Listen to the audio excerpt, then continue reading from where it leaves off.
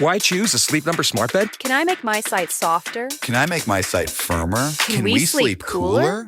Sleep Number does that. Cools up to 8 times faster and lets you choose your ideal comfort on either side. Your Sleep Number setting. Enjoy personalized comfort for better sleep night after night. It's the final days of our Black Friday sale. Recharge this season with a bundle of cozy, soothing comfort. Now only $17.99 for our C2 mattress and base, plus free premium delivery. Prices higher in Alaska and Hawaii. Check it out at a Sleep Number store or sleepnumber.com today. Stop and start. Attacks the paint. Runs it up. It's in the air.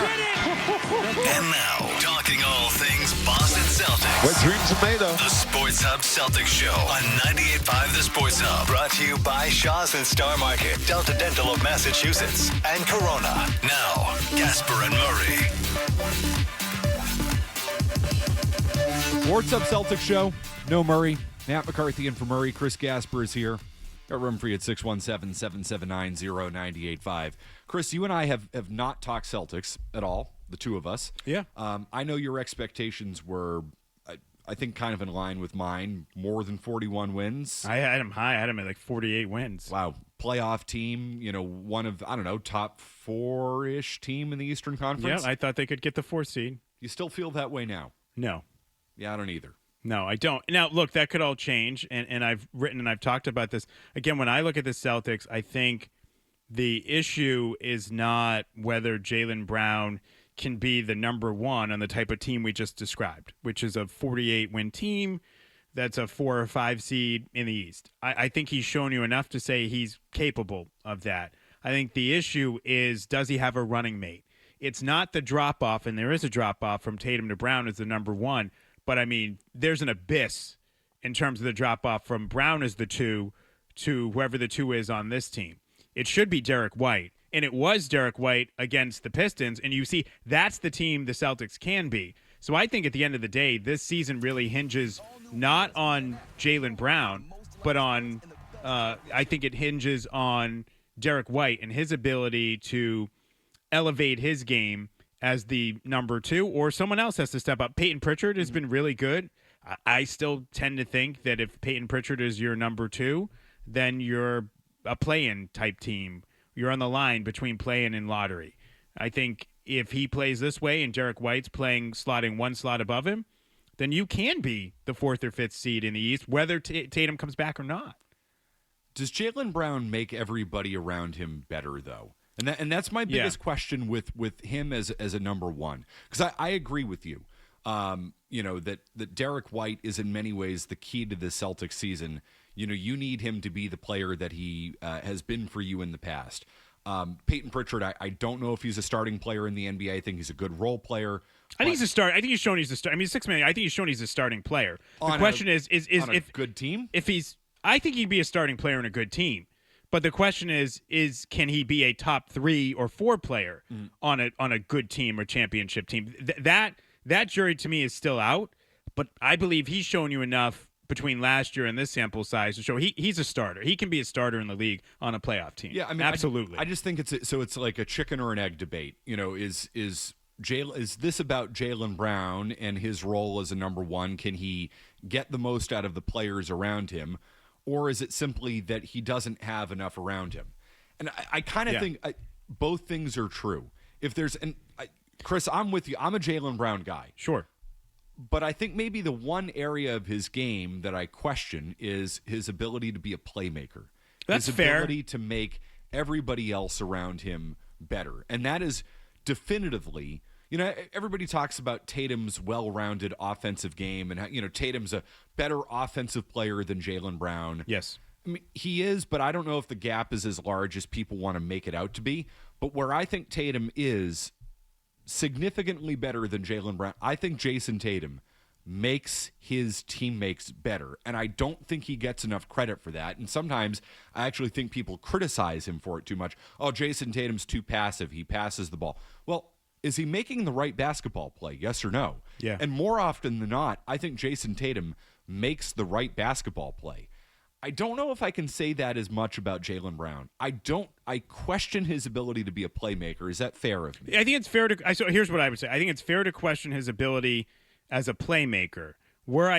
However, I think that there is a distinction between saying this guy is not as adept as a playmaker and he doesn't make his teammates better, or he can't. For example, we're watching Jaylen Brown play right now without Jason Tatum. You mean to tell me you're going to credit so Jason Tatum makes Jaylen Brown? I haven't seen any difference in Jaylen Brown in terms of scoring or the shots he's getting without Jason Tatum.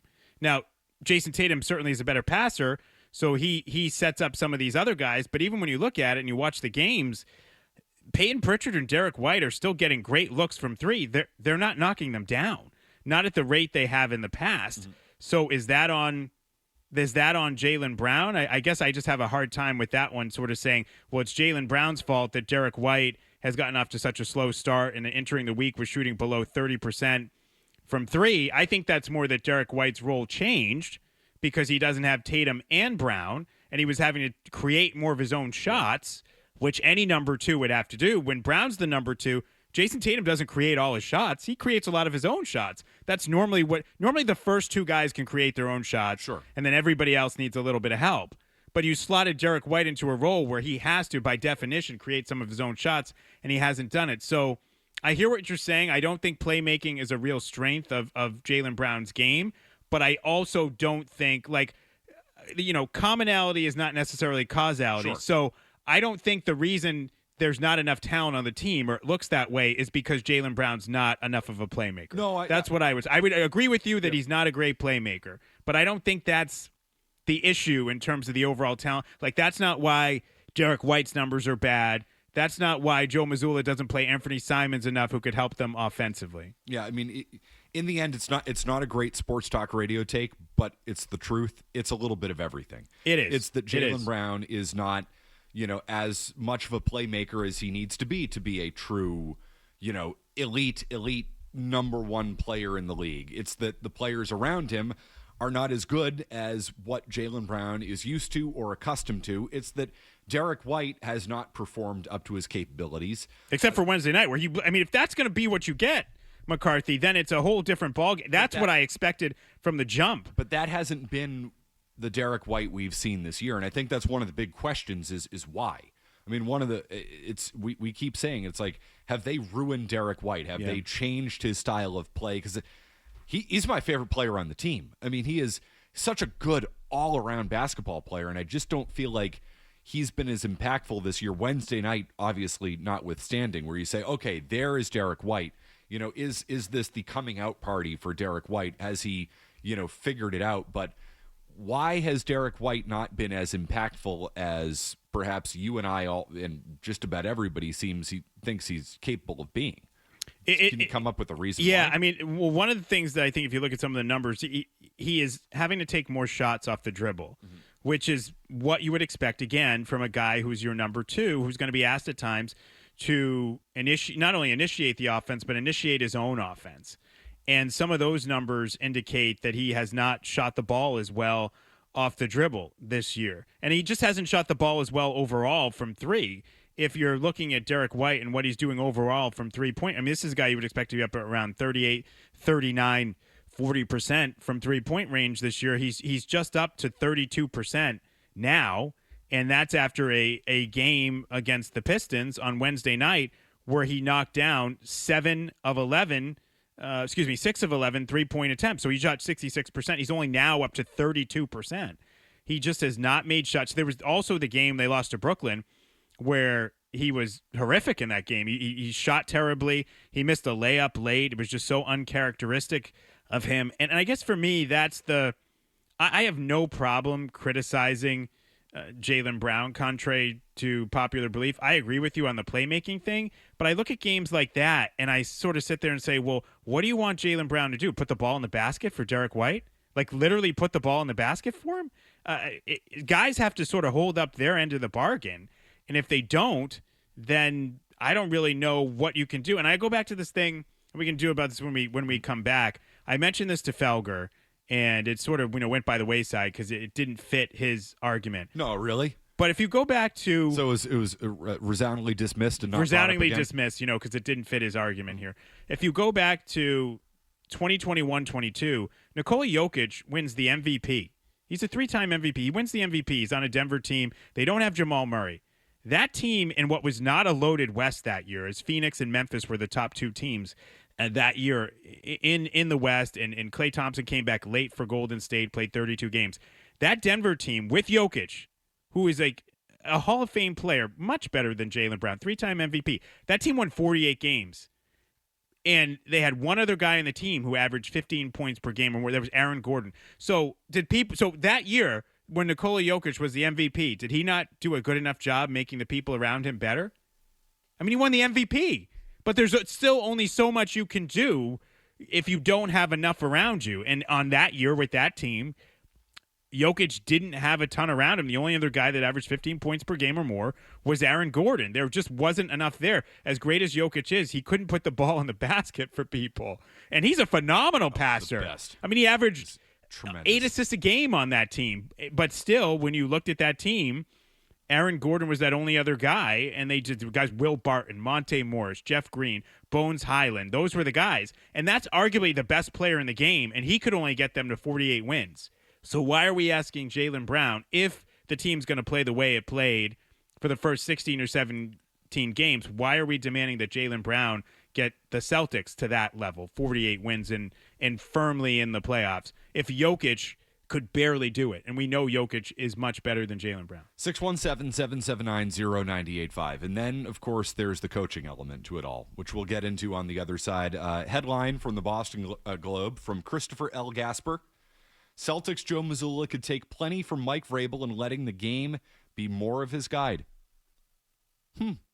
Strong headline there, Chris. I don't write the headlines. I know you don't. Yeah, but I have to say, I do like that headline. I can't take credit for it, though. Well done. We'll get into that next. Is Joe Mazzulla not letting the game guide him? More from Christopher L. Gasper on that.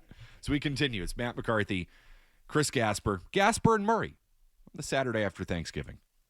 For over 27 years, New England has been winning big with IntraSystems, your power play partner for IT solutions. IntraSystems proudly teams up with Barracuda Networks to bring you the ultimate XDR solution. Just like a goalie in net, Barracuda's XDR platform keeps your network secure, stopping cyber threats in their tracks. Don't let your data get body checked. Trust IntraSystems to defend your business. Whether you're a small startup or a seasoned veteran, IntraSystems has the playbook to keep you in the game. Access, security, trust. IntraSystems.com. In the market for a new appliance? Doyon's Appliance in Reading, Gloucester, Bedford, and North Andover should be your destination. Doyon's carries all the major brand name appliances at a price you're looking for. Their sales staff is trained by the manufacturers, and most have come up through the ranks. Doyon's staff knows what it takes to get the job done. Don't waste your time with companies that pretend to be in the appliance business. Go to the experts at Doyon's and get the answers to your questions right the first time. You can shop Doyon's Appliance online at doyonsappliance.com. Scored new devices? Well, secure fast internet. With Astound Internet for only $20 a month, unlock the full power of your gadgets.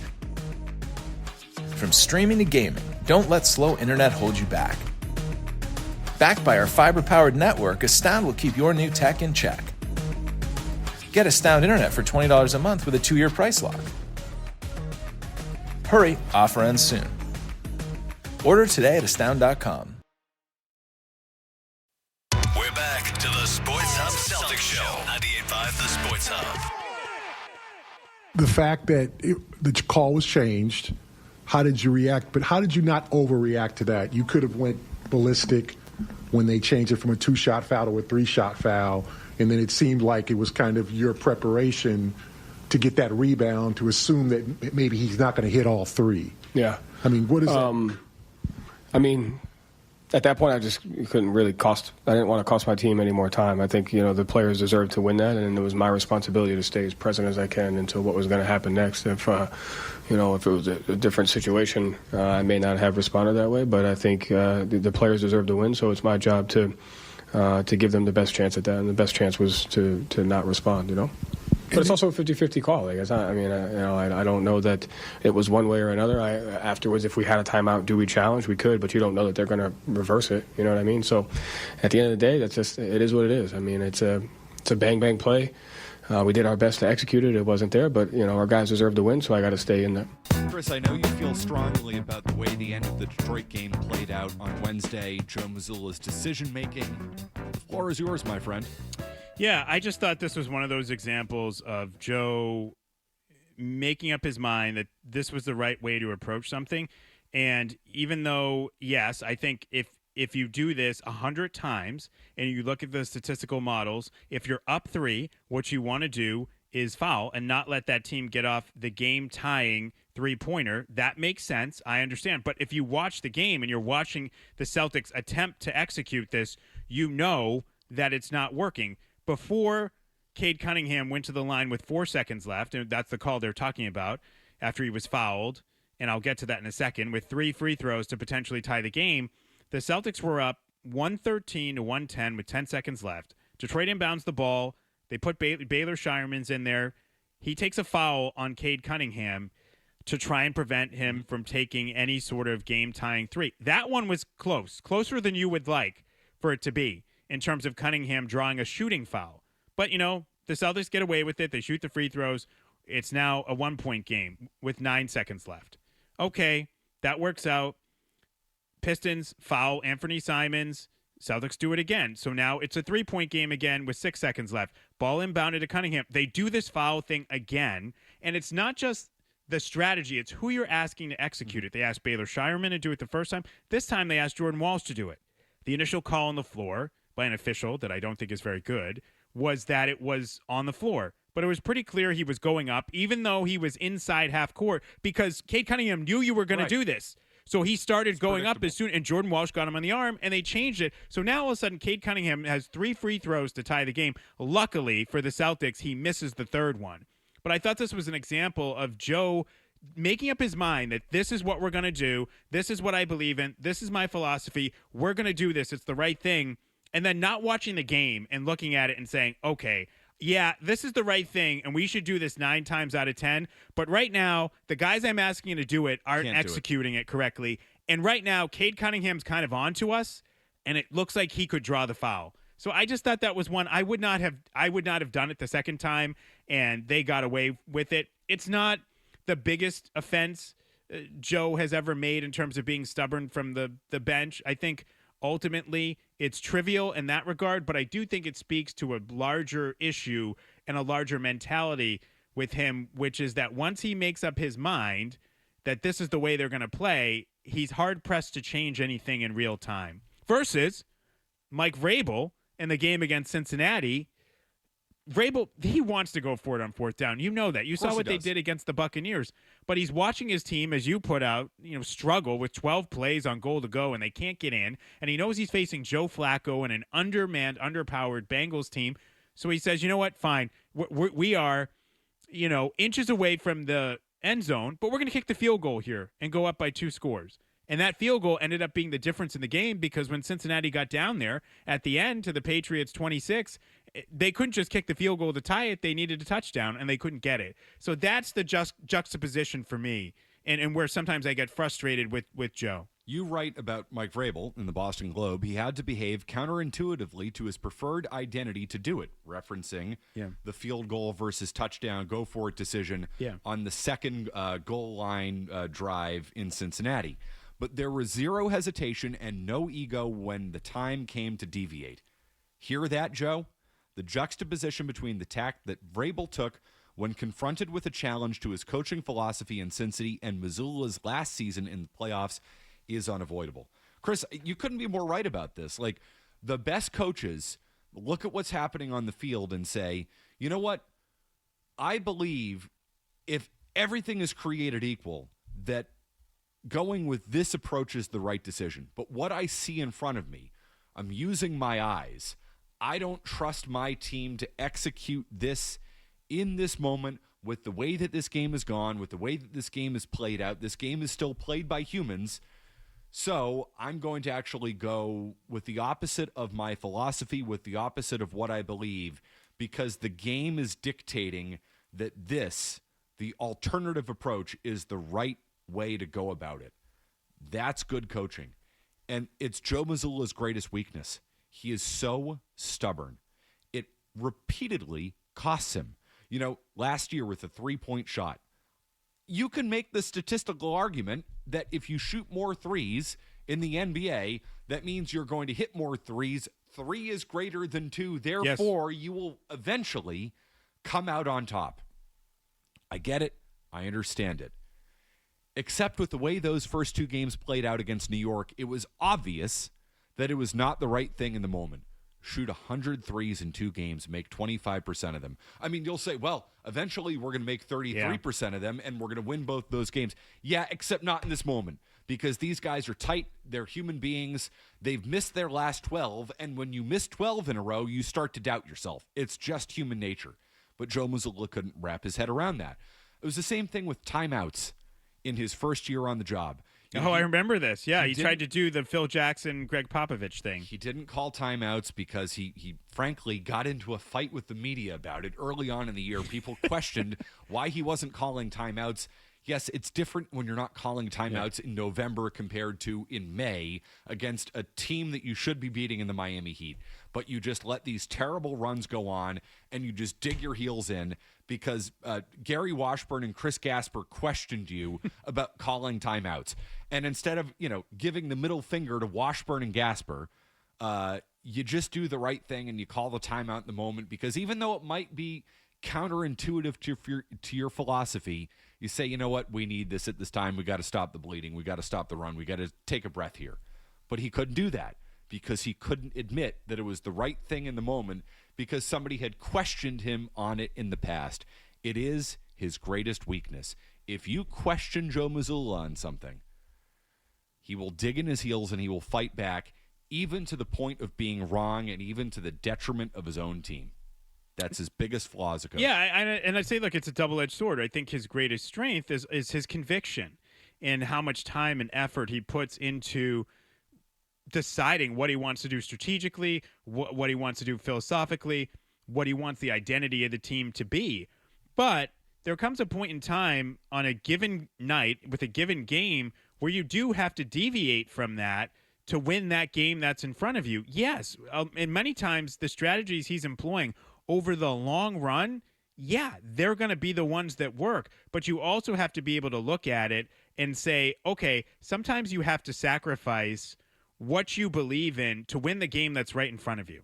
And I feel like too often he sacrifices the game that's right in front of him because he is trying to win some sort of philosophical fight down the line. And normally his teams, since he took over from Ime, they've all been championship contenders until this year. And he could do that. But on this year's team, sacrificing some of those games on a nightly basis because you don't want to deviate from what your preferred ideology is could be the difference between being in the playoffs and being in the play-in. 617-779-0985. We continue. It's the Sports Hub Celtics Show. It's Matt McCarthy and Chris Gasper McCarthy in for Murray on the Saturday after Thanksgiving. Chevy trucks have you covered when the road takes you from smooth sailing to Chevy Colorado will eat up some of the toughest terrains with 5 available drive modes. And Silverado and Silverado HD have the muscle to take you out for some serious with multiple engine options and impressive towing. While Silverado EV is the perfect combo of performance and capability, making it a snap to hitch up this electric truck and hit the road. Wherever the road leads, Chevy trucks are right there with you. Chevrolet, together let's drive. Hi, I'm Sean Flaherty, managing partner at Catches Law Group. At Catches, we're proud to stand up for the people who keep New England moving, the ones who have spent a lifetime working hard, day in and day out. Whether you've been hurt on the job or you're suffering from years of physical wear and tear, we're here for you. You deserve real help from real trial lawyers who understand what you've been through and know how to win. There's no fee unless you win. Visit catcheslaw.com or call today to schedule your free consultation. Catches Law Group, fighting for the workers, fighting for you. Hey, it's Beetle here with Amanda Meads from Rapid Flow and her daughter Mia. What's up with these other drain companies claiming they're the best? I know firsthand that nobody can compete with Rapid Flow. You got that right, Beetle. Maybe a tree root is damaging the sewer line at your home, or you have a backup at your business. At Rapid Flow, we're the trusted name in the industry for no-dig pipelining services. Check out all of their 5-star Google reviews and do what I did. Call 800-286-FLOW or visit rapidflowinc.com and tell them, Mia. With Rapid Flow, one call solves it all. You want to talk Boston Celtics? This is where you do it. The Sports Hub Celtics Show on 98.5 The Sports Hub. Jaylen Brown to drive against Duren. He does. Down the right side. Gets in deep. Goes off the glass and in. Scoring the foul. Jaylen Brown once again this season, putting the Celtics on his shoulders. 32-10 for Jaylen Brown.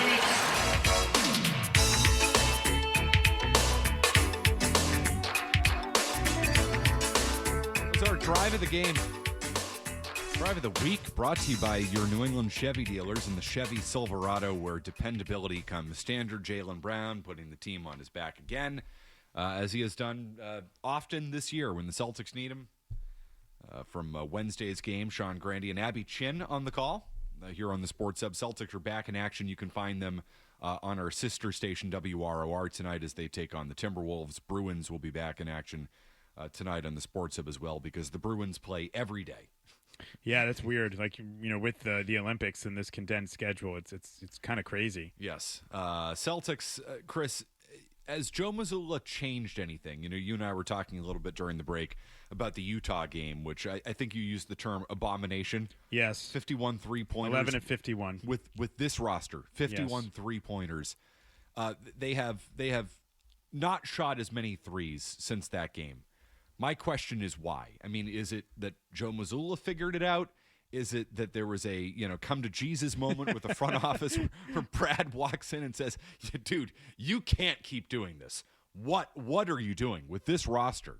You can't keep doing this, because I do find that interesting, because, when Stevens was asked about it after the season ended last year, I think there was very, very subtle but tacit admission from Brad Stevens that they shot too many threes. Yeah, he started talking about, you leave the teams that screen and cut and move and off the ball stuff he talked about. And then he talked about Joe, I'm paraphrasing, basically going to like the EuroLeague and some other places to try and get all the best ideas. And yeah, you're right. I mean, again, I'm paraphrasing here, but there was sort of an inclination and an intimation from Brad Stevens that we were going to see something different offensively this year. And it started in training camp. They were supposed to play with more pace and get the ball and get up and down. We haven't really seen a ton of that. Part of that is the rebounding, even though the rebounding, they were the worst in the league.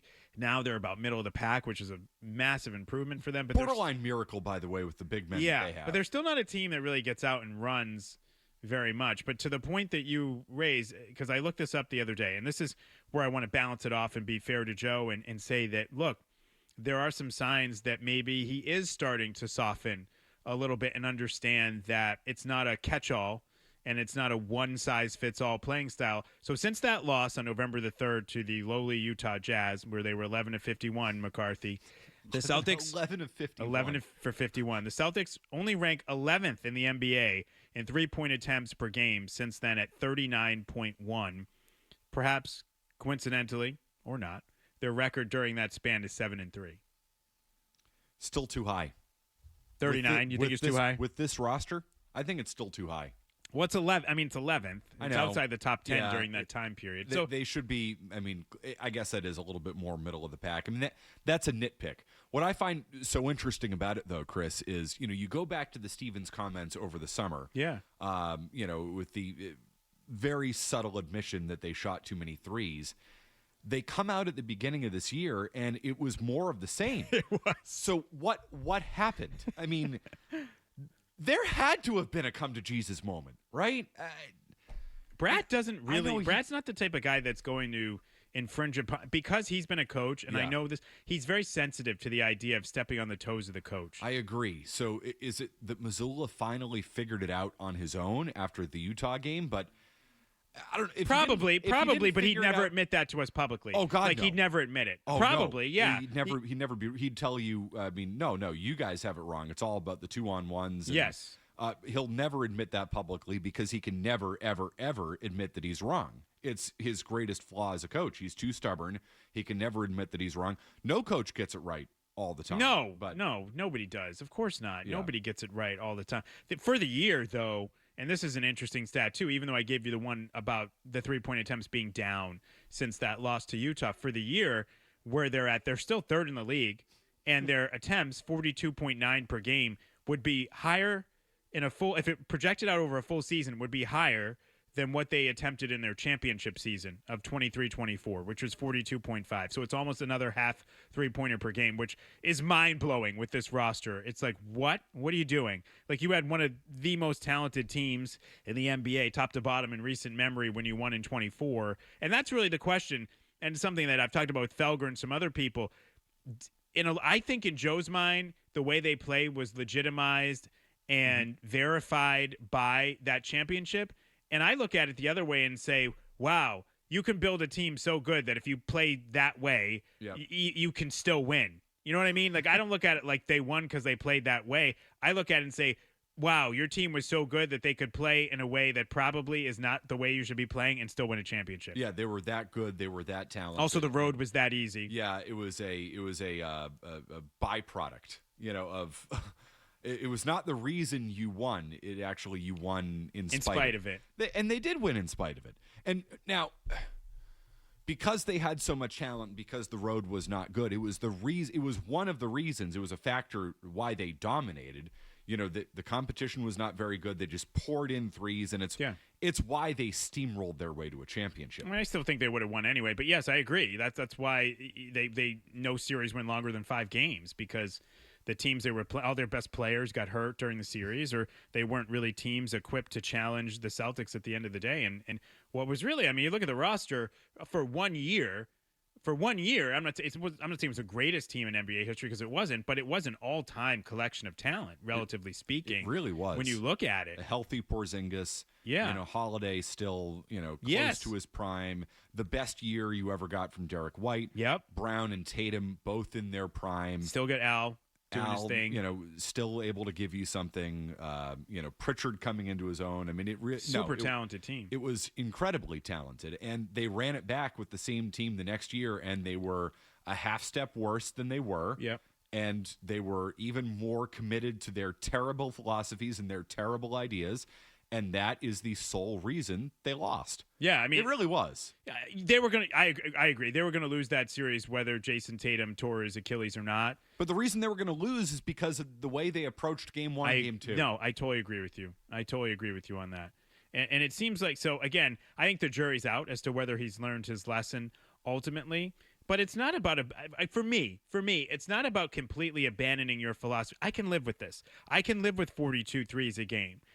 Even the 51, it's not that the number's 51, it's that you made 11. Mm-hmm. It's that you don't adjust on a night when it's not going in. It's not the 51 for me. It's the whole thing. It's the 11 for 51. Because that tells you that at some point you should have not stopped taking them all together, but you should have stopped taking them at that volume to win that game on that night.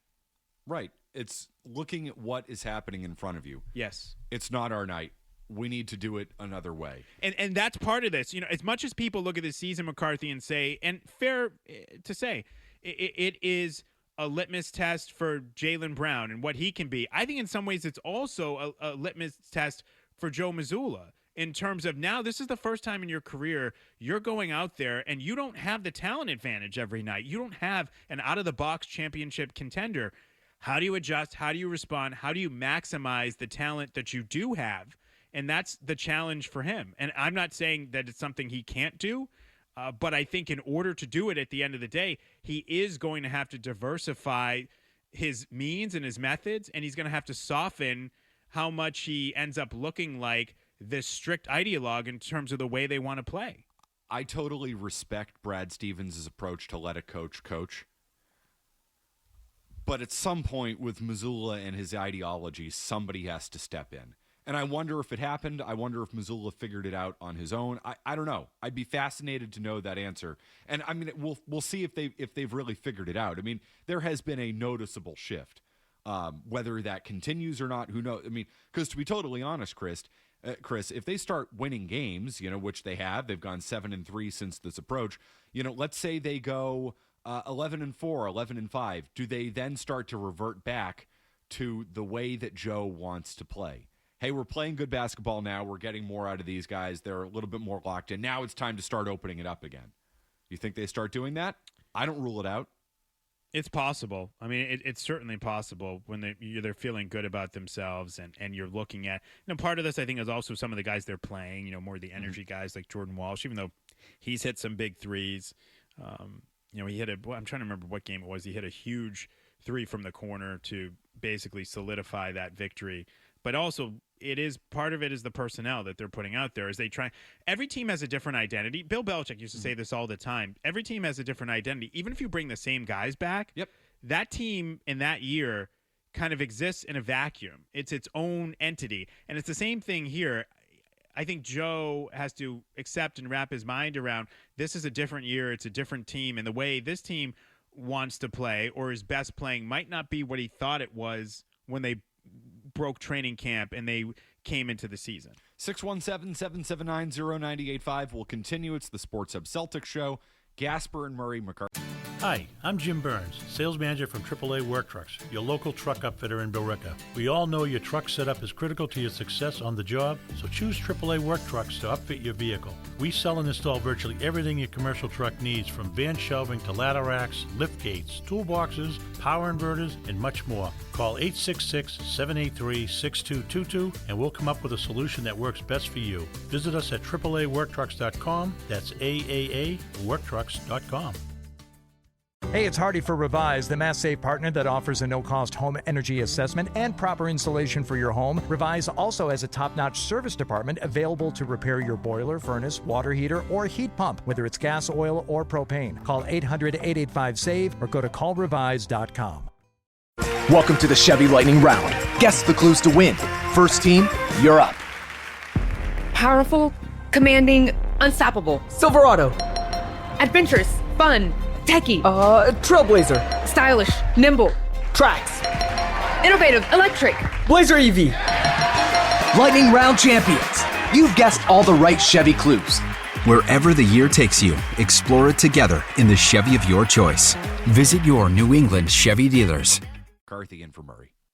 We're back to the Sports Hub Celtics Show on 98.5 The Sports Hub. Chris has stats.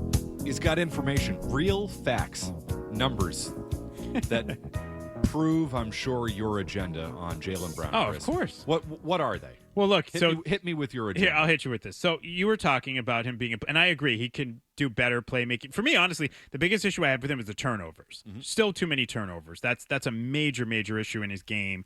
And for a team without a huge margin for error, he just can't turn the ball over at the rate he's turning it over. But in terms of the passing and the playmaking, I feel like it's actually better than people think it is.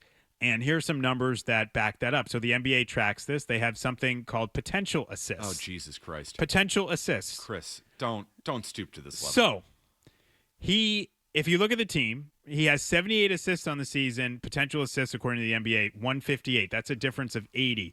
There's no other player on the team that has that high of a differential between their actual assists and their potential assists. And if you think about it, there's a really easy reason why. Because if Derrick White or Peyton Pritchard is making a pass a lot of times for an assist, who do you think's finishing that basket? Jaylen Brown. Mm-hmm. If Jaylen Brown makes a pass to one of those guys, they have to finish it, which Peyton Pritchard has been finishing well most of the season, especially in the paint, but Derrick White has not. So I think it can be a little dangerous to just look at the raw assist numbers and say, well, he's not enough of a playmaker. He's not making his teammates better. When you look at this, I'm not saying this is the holy grail, McCarthy, but I think this gives you an idea of the potential assist. Basically means here are the potential plays you're making and how many of them are being made. And if you're looking at it, simple math, right? If you have 78 assists on 158 potential assists, that means there's 80 assists that have gone made as assists. That means that fewer than 50% of the plays you're generating that should be assists are being converted on as a player. Hold on. So is that your fault? You let me know. Isn't that basketball? One time it goes in, the other time it doesn't? Well, what I would say is when you're talking about playmaking and responsibility for playmaking, again, it goes back to a much simpler thing that has nothing to do with stats that I said. How do we judge this potential assist? You can't put the ball in the basket for somebody. Okay, but how does the NBA judge a potential assist? Is it a pass to a guy who is covered and he chucks up a three, and because he misses a three, that is a potential assist? Does that get credited? Well, on this team, those are all potential assists. That's what they want, and I've seen him do that a lot, where he kicks it to the corner to White or Pritchard, and they chuck up a three and they miss. I mean, those are the same passes that, and again, I'm just saying Tatum's a much better playmaker, but what you're talking about, those are the same passes that Tatum's been making to Derrick White for the last 3 years, and people hail them as amazing plays. So now all of a sudden it's just chucking it to a guy who chucks up a three? Chris, it's the same play. I've known you for over a decade. I consider you a friend. As a friend, I'm gonna intervene here. Okay, and say, is this an intervention? Guy, please don't do this to yourself. Potential assists. It's a real stat. No, I'm sure it's a real stat, but let's add some context to the stat. I don't know how they come up with it. I don't know. I mean, it's been quoted after games by Missoula. I know they talk about it. I mean, again, Missoula quoted it with Tatum a couple of years ago. Well, I'm not worried about this because his potential assists were like Chris, this and that. Do you know how many potential times I got laid in college? Do you have any guesses as to how many times I nearly closed the deal? Well, it sounds like you were shooting at a Derrick White like rate, unfortunately for you. If you had shot the ball a little better, then you would have had a little higher rate of conversion. I mean, that's not again. So, right, if your wingman sets you up and you fumbled the bag, that doesn't mean your wingman's not a playmaker. True. Right? Honestly, he could have done a little bit of a better job helping me out there. I mean, you need to, I mean, not to get graphic with you here, McCarthy, but it's the same thing. He can't put it in for you, bro. So it's the same thing as basketball. They can't put it in for you. Potential assists. That is Chris's new way of defending Jaylen Brown. Can I give you another stat that Please. is maybe a more realistic stat? Okay, yes, so this is assist to pass percentage. His is the highest on the team. Assist to pass. The number of passes the percentage of passes that turn into actual assists. His is the highest on the team at 12.9. I can. You know what? I'm not going to poo-poo that stat. Okay, I thought you wouldn't. That's a little bit more grounded in reality. Okay. I like there you go. Because it actually involves a result. Now, I know, and Joe Mazzulla will tell you, this is not about the results, it's about the process. Yeah. So that drives me nuts. The world is a results-based world. It's a good point. Not just sports. Everything is a But you do acknowledge you can do. Yes, me, you can do the right thing, and the result. This was my doesn't entire happen. career in math up until high school. You follow the wrong process and get the right result, but eventually that doesn't mean you're doing it right, and eventually it catches up to you. Again, that was my entire mathematical career up until about my sophomore year of high school. I'm not doing this correctly, but I'm getting the right result, and then calculus came and it caught up to me. You want to know one of the primary reasons why I studied television and radio in college? Because there was no math requirement. Chris, until I switched my concentration to audio production, and I did not look at the fine print and realized I had to take the physics of sound. Really? So miracle. I will tell you, and I know you can appreciate this. B-. Miracle, baby. I know you can appreciate this. I still have nightmares and wake up in a cold sweat about having to time a show, produce a sports segment for Channel 5, just to make sure the math time adds element. up. The time element of a segment. Like you have 2 minutes and 45 seconds, and making sure that everything adds up to that or less. I still will dreams, nightmares, and wake up in a cold sweat about not properly timing a show or a segment. This business, there are stupid little things about the media business that will cause the worst recurring nightmares. Yes, so I true. Still, to this day, have as somebody who worked in news, sometimes we'd pre-record the new. You're working for 4 stations, you're live on one, it's pre-recorded on. I still have nightmares to this day. I will wake up and I will see that old stupid computer program that we had at my rinky-dink cheap-ass station on Cape Cod where, you could see that the news file was not in there, that you had not recorded. I still, to this day. Oh, I know what you mean. I still will have dreams and nightmares about I'm trying to file a story, but it's like they keep changing my seat or someone keeps moving my computer. And I'm just about, but I can't file it, and then I miss the deadline. Will have those nightmares as well. So yeah, I know exactly what you're talking about. Once again, going back to the earlier theme of the show, just keep in mind, folks, that we, working in sports media, we are heroes to you. I mean, Chris hasn't had a bye week yet this year. Won't somebody think of Chris Gasper? The team is 10-2, right? So that's 12, 13. Yeah, this will be 13. Well, and then there's the preseason game, so this will be 16 straight weeks where he's had to. Yeah, I've had to grind it out. He's had to work on a Sunday and watch a football game. Won't you think of Chris Gasper? Think of me. Think of the media folks. I will say quickly as we wrap this Sports Hub Celtics show up. Interesting week for the Celtics. Game against Minnesota at Minnesota tonight. They should call this the Sean Grande Cup. They should. They should. Yeah, I used to do play-by-play for the Timberwolves, so this is they should call this the Grandy Cup. Celtics and Timberwolves, and then tomorrow they play the Cavaliers. So if the Celtics can get through this week and beat the Pistons, the T-Wolves, who are not having the greatest season but are in playoff position in the West, and then Cleveland, I think that would be quite the statement early on in the season from the Celtics. What's more meaningful, the Grandy Cup or the NBA Cup? The Grandy Cup. Definitely. Not even close. Without a doubt, the Grandy Cup. Not even close. The NBA Cup is so meaningless. I have I mocked you after the first year because I enjoyed the NBA Cup. Yeah, and now. Chris, I would like to apologize Thank to you. you personally. Thank you. I'm going to look you in the eye. Thank you. Chris, I'm sorry. It's okay. I was wrong. It's all right. You were right.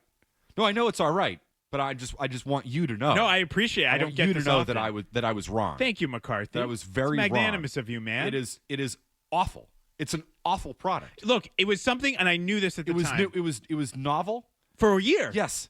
It was a gimmick, and it was fun for a year. You got to win by 23, and it made a Tuesday night matter for a team that you knew was going on a run, and it's like, I want to see a little something. I want you to prove something to me on an otherwise meaningless night on a Tuesday before Thanksgiving, and that was great. And that was a one moment in time, and now we can abolish it. That thing needs to go away. Unless they give some real stakes to it, which is, again, you get something. You are automatically in the play-in round. You get to play. If you win it and you're playing in the first round and you're in the playoffs, as long as you're not playing the number one seed, you get home court advantage. Or, I'm just throwing out crazy ideas, but I'm just saying there have to be some stakes to it other than, here's this trophy. Congrats for winning a specified collection of regular season games. You were right. I was wrong. The NBA Cup stinks. 617-779-0985. They're done with the NBA Cup, right? What, the Celtics? Yes. Yeah, they got eliminated. They did not advance to the quarterfinals. No. Boy, again, people are really keeping track of this NBA Cup. They still playing those things? Can you imagine if the Celtics got eliminated from the playoffs and being like, are the Celtics still in the playoffs? Huh? What? This tells you that's all you need to know about why this thing is irrelevant. 617-779-0985. Really good article for Sunday Notes from your colleague Alex Spear at the Globe. A lot to get into when it comes to a Red Sox offseason, which is, I think, really quite interesting. It's been a busy week for them. More reporting on what the Red Sox could or could not do today. Maybe some Jarren Duran information. Royals, Cole Reagans, maybe? Huh? We'll get to that coming up next. No commercials, just the headlines here. Friends. If your wingman sets you up and you fumbled the bag, that doesn't mean your wingman's not a playmaker. True.